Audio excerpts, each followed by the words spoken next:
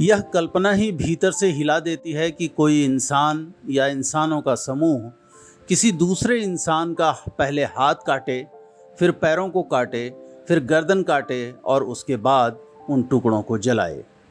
ऐसा ही अलवर के एक मुस्लिम युवक मौसम के साथ हुआ। मौसम 3 बच्चों के पिता थे। बड़ी बेटी करीब 16 वर्ष की है। आर्थिक स्थिति कमज़ोर होने के चलते उसकी पढ़ाई छूट गई है। बेटा करीब 12 वर्ष और सबसे छोटी बेटी करीब 10 वर्ष की है। मौसम दिल्ली, गुरुग्राम और अलवर जाकर मजदूरी करते थे। आसपास काम मिलने पर भी कर लेते थे। करीब उनके हिस्से 1.5 बीघा की खेती है। उनकी करीब 70 वर्षीय बूढ़ी माँ हैं। पिता की मृत्यु हो चुकी है। जनचौक की टीम ने ग्राउंड पर जाकर इस मामले की तहकीकात की। आइए सुनते हैं कि मौसम के परिवार वाले और सामाजिक कार्यकर्ता इस क्रूरतम घटना के बारे में क्या कह रहे हैं। गुड्डी गुड्डी नाम की लोग मौसम कहाँ है, अभी तुम्हारा आया ना है, लोग ना हुआ ना आयो, तो बोलो मौसम ही है ही कहाँ कहे, तो मौसम तो या मान ले के वो बली उली चढ़ गई हुए कहीं मौसम जिंदो ना, तो कहे घर या आंसू आ ढूंढो। अब यहाँ के बाद में पीछे वो जो पुलिस ने छोड़ दिया है, छोड़ने के बाद में फिर वो जो पुलिस ने फिर बुलाया, फिर वो जो 2-3 दिन बाद लोग भाई 302 को मुकदमा लिखो, तुम रिपोर्ट जमा करो। जब हमने 302 में रिपोर्ट जमा करी, पुलिस ने लिखवाई कि आप 6 जून हम ऐसे ना जाने जून मई ने तो हम जानना, ये 3 इनको डलवायो और वहाँ का आदमी हमने 6 आदमी और भी 6 आदमी इनको और डलवायो। अगर भाई इनकी भी साजिश है हमें, हाँ इन्हीं के बास का। अब कोई पे भी ना करी, इन पे भी ना करी, इनमें से पुलिस ने छोड़ दियो, छोटे लाल भी छोड़ दियो, नहीं छोटे लाल भी छोड़ दियो और ये भी छोड़ दियो। हाँ तो अब हमारी नज़र में ही तो ना, पर वो जो अपराधी पहले मान रहा है वह जो नजफगढ़ दिल्ली को जो बन रहा है नरेश, अब जो ये नरेश जो हो नजफगढ़ वालों, तो यहाँ की कोई मतलब आगे डॉक्टर से कोई है बातचीत या मतलब ये यहाँ की मास्टर मैन बतावे हैं यार, अकिया का 1-2 कांड भी है, तो यहाँ ने जो कोई अंग जो मौसम का बेच दिया हुआ है, हमारा हिसाब तो ये माने और यही हम कहें। जब हम रही हो मोबाइल वहाँ को मौसम को ना दियो, अब तक भी पुलिस से भी हम संतुष्ट ना है। थानेदार कभी नो भी कह देवे भाई जिंदा ही हुए मौसम अभी, तो हमने ये भी कहा कि जब जिंदा हो तो फिर ये मुलजिम क्यों बनाया। हमने ये भी कही कि ये जैसे क्यों भेजा है, जब जिंदा है तो भाई ला दे हमको, तो हम ही परेशानी मिट जाए सारी। तो हमें ऐसे गुमराह कर रहा है, कभी कह देवे तुम्हारा डीएन आ जाएगा, जब कर देगा। आज लगभग 2 महीना होता हमें।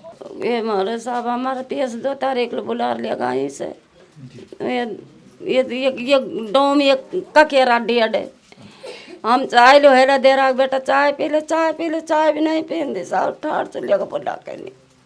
अच्छा आपके सामने ले गए? हाँ सामने ले गए, हमारे बुला के ले गए और साहब मेरा बच्चा ही हूँ कड़ा साहब हमारे बोर पे हूँ कड़ा रहा, जब बिठा के लेगा मोटरसाइकिल से, और हम कह रहे हैं हम फिर 2 घंटे बाद में गया भी, उसने हम लोग बताई नहीं, हमने खान लो भगता अखी तो नहीं आया यहाँ तो, और वहीं अगर हम लोग बताई नहीं, इनने बस वाला ने गया तो डंडा लेकर भगा हम लोग।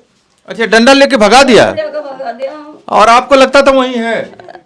वही था वो? हाँ मौसम? हाँ वही मौसम घर में मोंद रखो, हम लोग नहीं दिया, हम लोग पीछे बाद में कहिए हो जो कोई नहीं, उनका ही लड़का ने।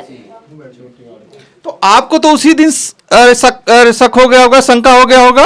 हाँ वही उसी दिन शंका हो गया होगा? उसी दिन शंका हो गया जब रात को लेकर आए। जिस हिसाब से घटना होती आई है हमारे मेवात में, एक भाईचारा रहा है और रहता आया है, और जैसे जगह जगह किसी को टोपी के नाम पे, किसी को दाढ़ी के नाम पे, किसी को गाय के नाम पे, किसी को चोरी के नाम पे, अपराधी की कोई भी अपराधी होता है उसकी जाति और धर्म से, जाति धर्म से नहीं होता है। अपराधी एक अपराधी होता है, चाहे वो किसी भी समुदाय से आता हो।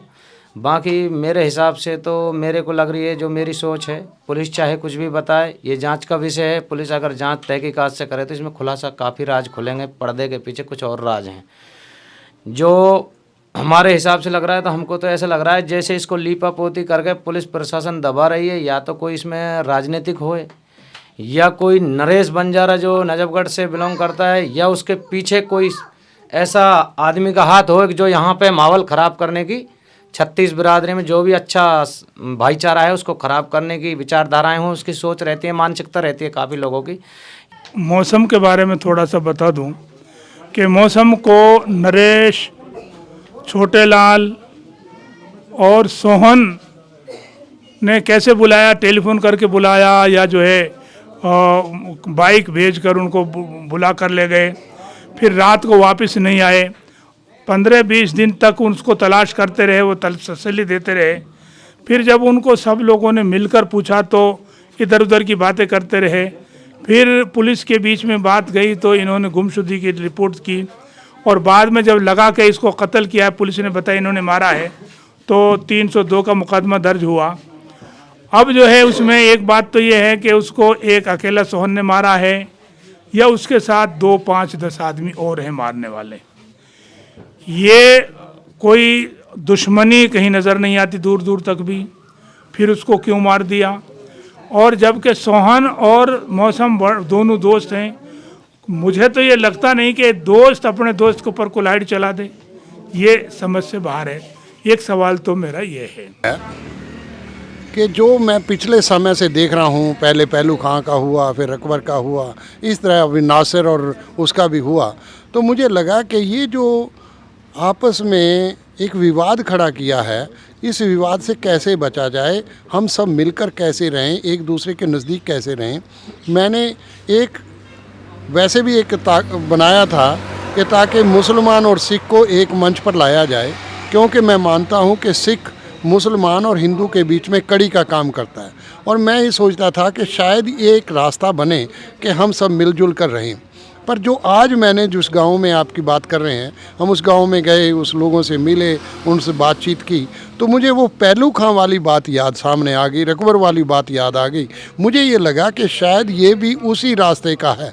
जब हम बाहर, उन लोगों ने तो कुछ बात ज़्यादा नहीं बताई, जब हम बाहर निकले तो कुछ लोगों से बातचीत करते हुए महसूस हुआ कि शायद ये जो हत्या हुई है ये जघन्य हत्या है, इसकी निंदा की जानी चाहिए और पुरजोर तरीके से निंदा करनी चाहिए। दूसरी बात जो समझ में आई कि प्रशासन भी, ख़ास तौर पर पुलिस प्रशासन भी, लोगों की ये मानस था कि वो भी कोई अच्छा कदम नहीं उठा रहे, और वो जो हम चाहते हैं कि उन कदमों के आगे नहीं बढ़ रहे, और वो हमें नहीं बता रहे कि क्या हुआ, क्या घटना घटी, और जिस ढंग से बताया गया वो एक कहानी सी लगी, उसके पीछे का कारण क्या था।